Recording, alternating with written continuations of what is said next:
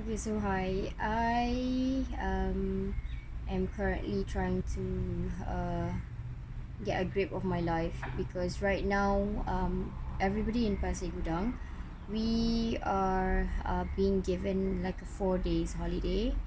Um, Definitely because of the air pollution that's been going on. Um, I heard that from the news yesterday that they said it was because of the Kim Kim River pollution, um, which has not been cleared up properly. So I don't know how far that is true, but due to the fact that it is said that it has not been cleared properly, so there have been cases like I think it was about around 70 plus kids who were admitted to the hospital because of having um, a disability to breathe, and they also had problems um, with vomiting. They vomit um, due to the air pollution. So yeah, it has not affected adults so far, but things like this, it does get a bit worrying sometimes. So I believe that's definitely why we are being given the holiday. So I'm trying to use my holidays as best as I could, despite the fact that much of it has been used to go to Marhaban and to have Hari Raya celebrations, and there has been a lot of eating lately, and of course when we eat a lot we don't feel good about particularly about ourselves and so on. So I've been worrying quite a lot. But that's not the reason why I'm doing this though. But I'd like to just share the fact that I've tried to use a bit of my time to be reading this book here, Stop Worrying and Start Living. I bought it quite a while ago. Um, but yeah, a technique for me to not be bored in reading books, I guess, because I don't particularly enjoy reading books compared to writing. But I tried to read it aloud and it works. It didn't make me go to sleep because usually when I read books, I just like feel like sleeping. Well, I should be embarrassed to say that, but that's just the truth. So anyway, about this book, Stop Worrying and Start Living, it talks a lot about how, we should be grateful for the things that we have in our lives. Um, Even if you read from the back here, it says that there are many people who are having. It actually starts by asking you a question: are you someone who's having cancer? Do you have eyes? Do you have hands, two eyes, two legs? So what else should there be to grieve about if our grievance is not that large to begin with?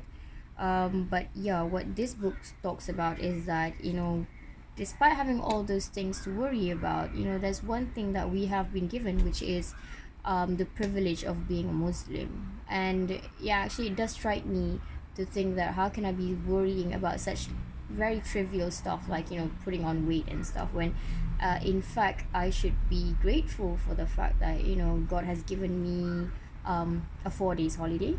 That's one thing. And above everything else, the religion of Islam, to thoroughly understand that whatever that's happening is because God loves us. um Although I might not be very cohesive in what I'm saying right now, but yeah, basically what I learned from this book is that um the fact that we are being given tests. Number one, it's definitely suitable with our capabilities. God won't give us something difficult if He knows that we cannot handle it. So the difficulties that we have in our life are, number one, something that we can handle. So the more difficulty that you have in your life, it means that you are actually um, strong enough to have that difficulty in your life. Another thing is that he definitely wants to hear a lot of us beseeching. The term here used is beseeching, which means that he wants us to keep asking from him for the things that we want to improve in our life. And he does. The author in this book does tell us to be patient in asking for something from God. especially when the prophets, he does mention a few prophets who have had tests in their lives, but they were patient enough to wait years and years for their prayers to be answered. I'll give a few. Yeah, I found the page here. Page number 20 for the book, Stop Worrying and Start Living, if you can find it anywhere near your bookstores. Adam, of course, we know that the prophet Adam, he has probably like committed a sin because of the shaitan's whispers in his heart or ears, I don't know whichever one, but because of that he committed the sin of taking the fruit, the forbidden fruit. He continued to weep over that error for 300 years, between the time that he sinned and between the time that his repentance was actually received by God. That was 300 years. And for the prophet Ayub alayhi salam, he remained for 18 years. I believe the prophet Ayub is the one who had skin disease. Yaqub kept weeping for the loss of Yusuf, which was his youngest son, for 80 years. Okay, so all these things that happen, they happen for a period of a long time before God actually answered their prayers.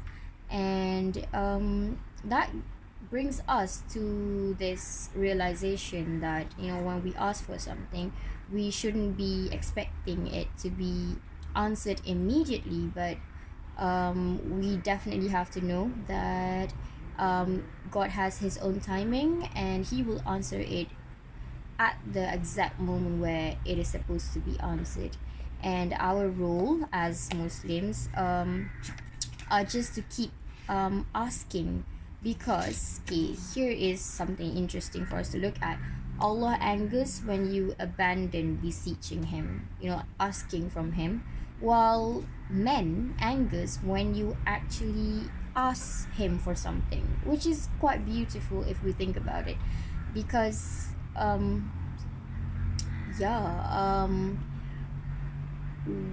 we expect a lot from men, for them to I'm talking in general, not like me expecting things for any man, but yeah, we expect a lot from men for them to fulfill our needs, and we become frustrated when they are unable to do that. But in fact, we have forgotten that all we need to do is ask from the one above, the one who actually created men, and he's actually waiting for us to ask from him. That's quite beautiful, I find that. Oh, and I would also like to just share before I end this session, the fact that something actually made me cry reading this book, because I don't read a lot, but I guess when you find something that touches your heart, it really grabs it, and you can't help yourself. um there's this author here. He was actually studying in Scotland, and it's quite interesting that he met this colleague who was from Malaysia, and the advice by the colleague made me feel like, oh, it really makes a lot of sense. So the advice was, the Malaysian brother told him to be very grateful to Allah, that because this writer is an Arab, so he came from an Arab country. So he was told to be grateful that they are both Muslims. That's one thing, and that he used to live in a Muslim city, and he used to hear the azan. Where in fact, when they're staying in Scotland, because the Malaysian the colleague he met was not living in Malaysia or in an Arab country, so he could not hear azan in Scotland. And he told the author to be grateful that the people surrounding him are actually Muslims. So what he should do is to rejoice upon the fact that he's Muslim, and to keep his iman and his religion, and understand that he's actually the servant of the Lord of the universe. I didn't cry until that part though. So and then he congratulated the Arab Muslim, um, because as an Arab Muslim, they are able to understand the verses of the Quran, and it's actually like very direct to them because it's their language. I somehow could agree with that because we have had yeah, personally, when we read the Quran, it doesn't touch us until we actually read the meaning, the definition. So that's one thing that is tremendous for this Malaysian colleague, to realize that the Arab Muslim is so blessed to be able to understand the verses of the Quran. And then there's this one side which I feel like is quite sad for me. I'll tell you later why. The Malaysian colleague said that, do you know my ambition? He said, um, his ambition was to graduate from the university that he was in. At that time, he was doing the Master of Engineering in a university in Scotland. Um, he's actually staying there, um, working not really for a career, but rather it's to earn money enough for himself, and his mother and his wife to proceed for the Umrah. Okay, as well as the Hajj, um, just for the sake of wanting to see the Kaaba, the Muslim, the house of Allah. Okay, so at that point, yeah, he also said that he wanted to drink from the water of Zamzam, and he struggled to get to that opportunity to get closer to the sacred mosque, and that's the only reason why he's pursuing his career in Scotland. So at that point, I couldn't help myself. I felt like I didn't even had that intention, to work for something, so just so I could see the Kaaba, but God actually put me in that situation where I did get to see the Kaaba, and I did get to make prayers in front of the Maqam Ibrahim and so on. So I felt like, how blessed are we even without us realizing it, you know. Um, and sometimes I feel like I didn't even have to work too hard to get there, although there were prayers made, and like it was continuous prayers made, so that I could actually be there. But if I put myself in this position of this person, he actually put that intention in himself. He worked for himself to be able to afford that. And so I felt like, yeah, somehow that image of the Kaaba, like, just got to me, and I felt like, that magnificent Kaaba standing before us. God put us in that situation because he wants us to see it, and still, um yeah, I just felt like, how blessed are we to be given such opportunities when other people have to work hard to earn a living and actually go there, which does strike me so much. So yeah, I'm still trying to, of course, I've only like reached, like, I think like one or two chapters, but hopefully I'll be able to find something here and just stop worrying about things, which are so trivial in my life, and start thinking like bigger in terms of pursuing, this meaning of life. God has put us in this situation. I'm doing this probably because I just want to send the message across, and to make everyone realize that, no matter how bad we feel our situation is, probably without us realizing, we have been given so much blessing already, which is something that we should, try to be grateful for. So I'm hoping that this has been a beneficial video, and keep me in your prayers. And I've always felt like I'm an English teacher. I don't get to preach much, not that I want to preach to show that I'm like a good person. Of course I'm not. I'm struggling myself. But